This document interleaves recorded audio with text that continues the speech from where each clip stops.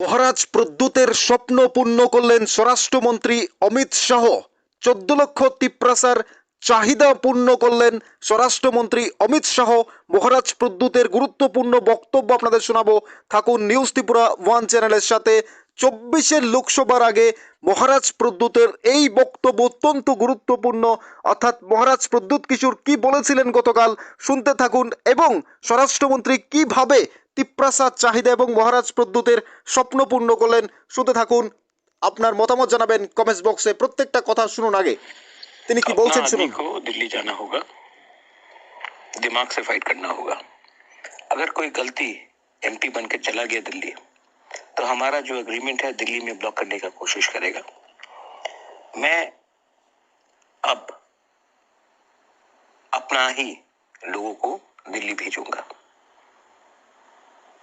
ये फाइट दिमाग से फाइट किया जाना चाहिए, सिर्फ गुस्सा से नहीं।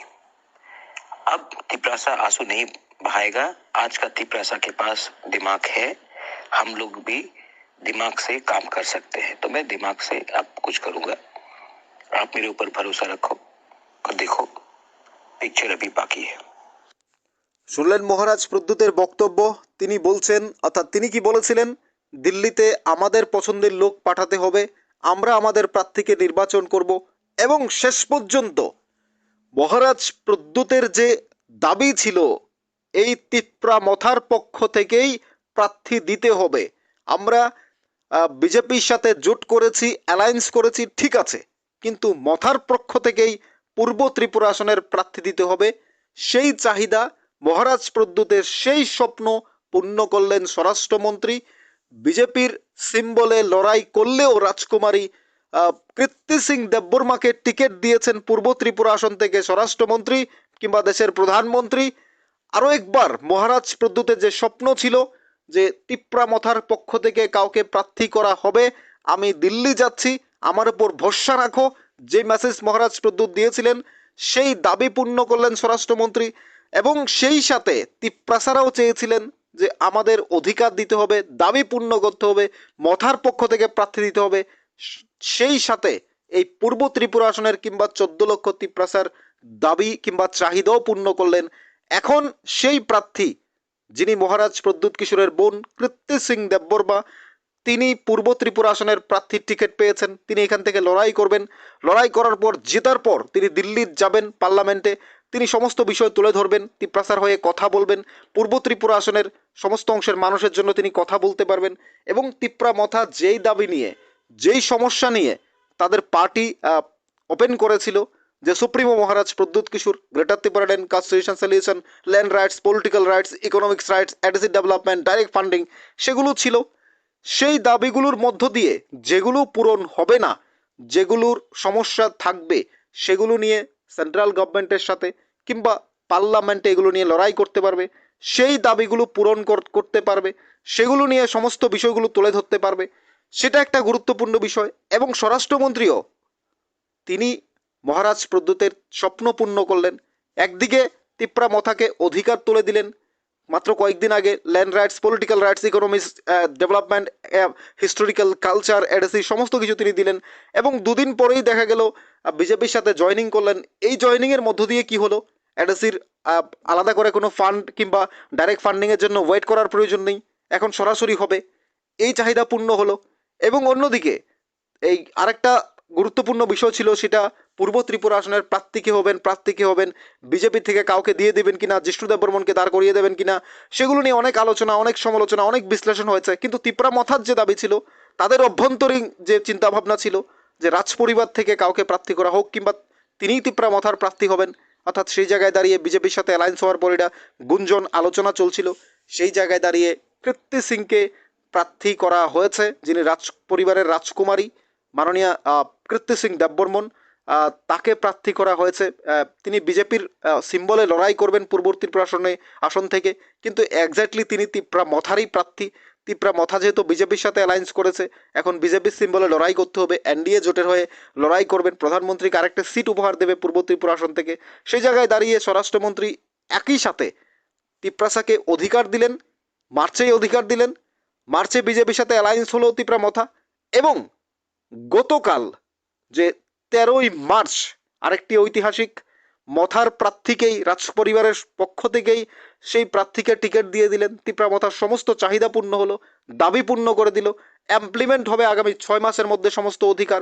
অর্থাৎ স্বরাষ্ট্রমন্ত্রী তিপ্রা মথাকে কোনোভাবেই তাদের উপর যে আশা কিংবা ভরসা ছিল সেটাকে কোনোভাবেই হতাশ করেননি। মহারাজ প্রদ্যুতের চাহিদা পূরণ করেছেন, স্বপ্ন পূরণ করেছেন, 14 লক্ষ তিপ্রাসার দাবি পূরণ করেছেন, চাহিদা পূরণ করেছেন। আপনাদের কি মনে হয়, যারা স্বরাষ্ট্রমন্ত্রীকে জুমলা বলতেন, যারা বলতেন বিজেপি সরকারকে জুমলা, যারা বলতেন কিছুই দেবে না, এখন কি বলবেন তিপ্রা মথার সদস্যরা কিংবা তিপ্রাসারা, যারা স্বরাষ্ট্রমন্ত্রীর বিরুদ্ধে কথা বলতেন, যারা স্বরাষ্ট্রমন্ত্রীকে বলতেন যে এগুলো মথাকে লোভ দেখানো হচ্ছে? যদি লোভ দেখানোই হতো তাহলে অ্যাগ্রিমেন্ট সাইন্ড, অ্যাকর্ড সাইন্ড কেন করলেন? এটা তো ভারত সরকার, ত্রিপুরা সরকার এবং মথার সুপ্রিমো যারা রয়েছেন তারা প্রত্যেকে সাইন করেছেন।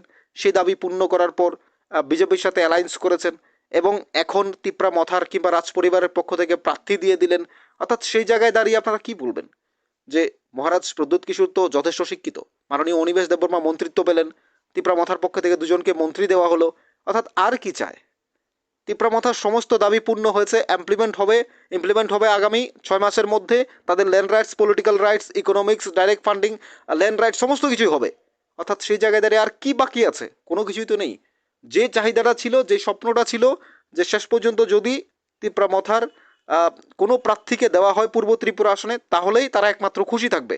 অর্থাৎ সেই জায়গায় সেই স্বপ্নটাও পূর্ণ করলো স্বরাষ্ট্রমন্ত্রী। অর্থাৎ সব দিক থেকে তিপ্রা মথাকে ঢেলে সাজিয়ে দিয়েছে। অদূর ভবিষ্যতে যাতে কোনো প্রবলেম না হয় সেটা চিন্তা করেছে। যে পাহাড় নিয়ে বঞ্চিত, অত্যাচারিত, শোষিত, যে পাহাড়ে বিদ্যুৎ নেই, পানীয় জল নেই, স্বাস্থ্য ব্যবস্থা নেই, রাস্তাঘাট নেই, এই যেগুলো নিয়ে দিনের পর দিন বছরের পর বছর আন্দোলনের কথা বলা হতো, সেগুলোর স্বপ্ন 1 মাসেই পূর্ণ করে ফেলেছেন। এখন সরকারের সঙ্গে রয়েছে, এখন আর টাকার জন্য চিৎকার করতে হবে না, সরাসরি এডিসিতে পৌঁছবে। মন্ত্রী দুজন রয়েছেন, অনিমেষ দেববর্মা, বিশ্বজিৎ দেববর্মা, তারা ঠিকঠাক দেখবেন এবং সাংসদ তিপ্রা মথার পক্ষ থেকে হচ্ছেন। বিজেপি আইপিএফটি জোট কিংবা তিপ্রা মথার অ্যালায়েন্স হলেও মথার পক্ষ থেকে প্রার্থী হচ্ছেন, সংসদে যাবেন, সেখান থেকেও কোনো চিন্তাভাবনা নেই। অর্থাৎ সব জায়গায় তিপ্রা মথার জয় জয়কার। আর এই স্বপ্ন, এই আশা, এই ভরসা পূর্ণ করেছেন স্বরাষ্ট্রমন্ত্রী অমিত শাহ। 14 লক্ষ তিপ্রাসার চাহিদা পূরণ করেছিলেন। তাদের গ্রেটার ত্রিপুরাল্যান্ড কিংবা কনস্টিটিউশন সলিউশন, এই কথাগুলো সরাসরি না থাকলে উল্লেখ, এইগুলোর মধ্যেই রয়েছে ল্যান্ড রাইটস, জমির অধিকার, রাজনৈতিক ক্ষমতা, তাদের কালচার, তাদের হিস্টোরি, তাদের সমস্ত কিছু ডেভেলপমেন্ট, এগুলো সবগুলোই তো ওখানেই রয়েছে। এই গ্রেটার ত্রিপুরাল্যান্ড শুধুমাত্র রাজ্যভাগ, আর এটার মধ্যে এই বিষয়গুলো স্থান পাবে, এই বিষয়গুলো রয়েছে। অর্থাৎ এগুলো নিয়ে যারা চিৎকার করছে, যারা ভুল বোঝাচ্ছে, সেগুলোর দিকে নজর না দিয়ে আপনারা দেখুন যে চাহিদাগুলো পূর্ণ হয়েছে, মহারাজ প্রদ্যুতের স্বপ্ন পূর্ণ হয়েছে। মহারাজ প্রদ্যুৎ চেয়েছিলেন আপনাদের অধিকার দিতে, অধিকারগুলো দিয়েছেন। স্বরাষ্ট্রমন্ত্রী আপনাদের এমপি প্রার্থী দিয়েছেন, আর কি চায়? এবার 14 লক্ষ তিপ্রাসা খুশি, পূর্ব ত্রিপুরা আসনের জনগণ খুশি। আপনাদের কি মনে হয়, স্বরাষ্ট্রমন্ত্রী যিনি আপনাদের অধিকার দিবেন বলেছিলেন তিনি অধিকার দিয়েছেন, আপনাদের এমপি প্রার্থী দিয়েছেন, মহারাজ প্রদ্যুতের স্বপ্ন পূরণ করেছেন, তিপ্রাসার দাবি পূরণ করেছেন, এরপরও কি আপনারা খুশি নন? আপনাদের কি মনে হয় জানাতে পারেন কমেন্টস বক্সে। স্বরাষ্ট্রমন্ত্রীর উদ্দেশ্যে আপনাদের মতামত কি জানাতে পারেন।